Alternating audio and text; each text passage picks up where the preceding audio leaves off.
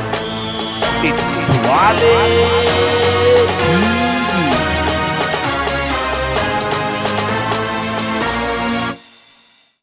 Welcome to Twale TV. Welcome back, Twale TV Sport. Well, unfortunately today I wanted to do a real match podcast for the daily activities today, but one thing led to another. Yours truly just can't make it. But as we speak right now, Man City are trashing Leicester 3-0. And I'm supposed to normally just wait until the end of the game before podcasting, but it's not the kind of thing I want to waste my time on, really, because when you come to Man City and you're Leicester fighting relegation and you're trying to play high press, it just doesn't make sense. This is what really cheeses me up with some managers. When you know you're playing a particular team who are exceptionally talented and better than you in all departments, why don't you just bloody pack the bus? It's a very sensible approach.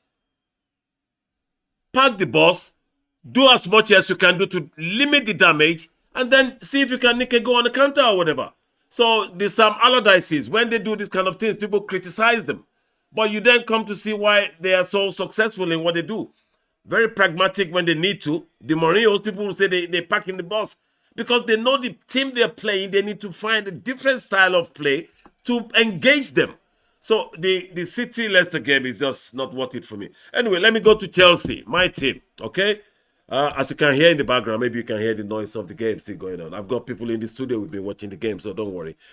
The Chelsea game, Chelsea-Brighton, I said in my podcast yesterday that Brighton is not a team you want to meet after losing first two games as Mr. Frank Lampard, okay? Because of what Brighton can do and what we know they've been capable of for the last couple of months or few months.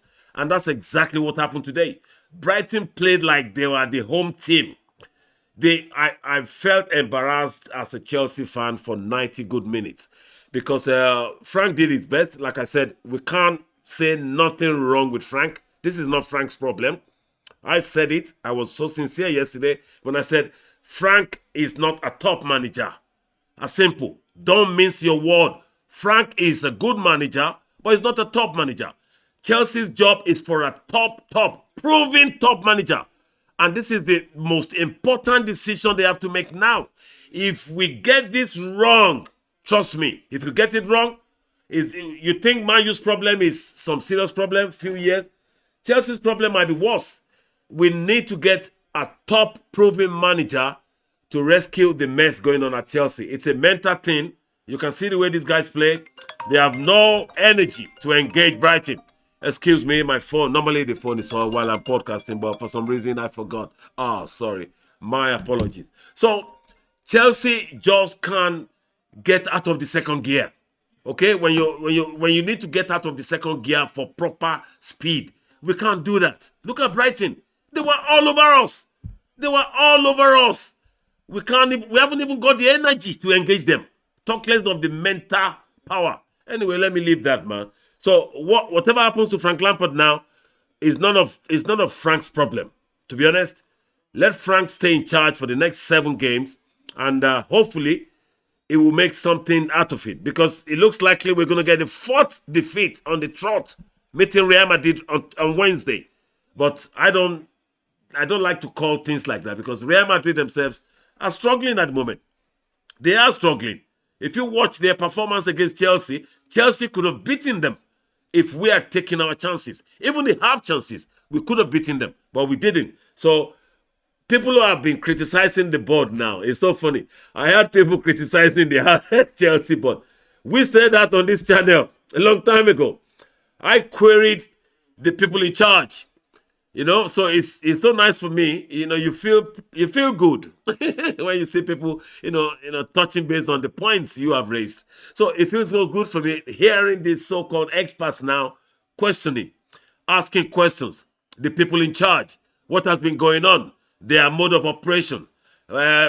Excuse me, that is none of anybody's business because we can never get involved in how a man spends his money.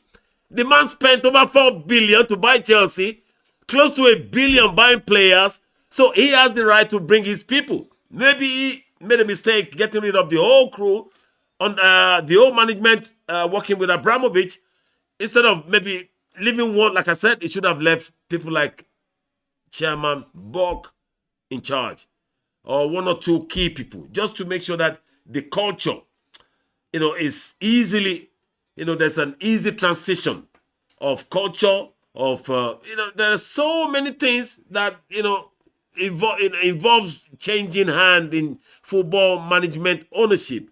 And to suddenly just wipe off the whole management and the whole crew and everything, Todd Bowley and his chums, that's what they did. That's how they want to do it. So it's none of our business how they run the business. But now people are questioning, could their way of running the business be part of Chelsea's problem? So that is my point.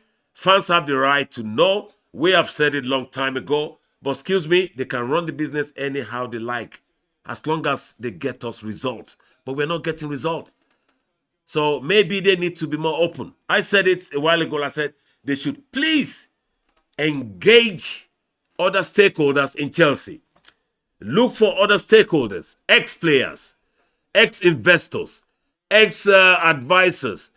Look for people who really belong to Chelsea. Take them along with you.